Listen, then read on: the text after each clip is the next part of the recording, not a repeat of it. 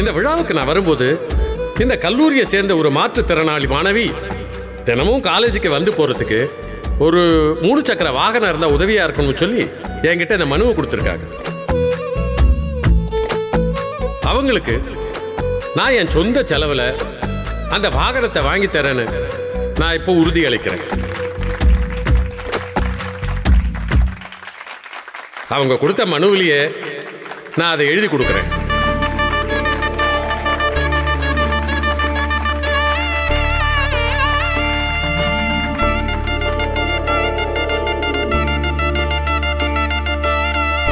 இந்த கோரிக்கை நிறைவேற்றப்பட்டது.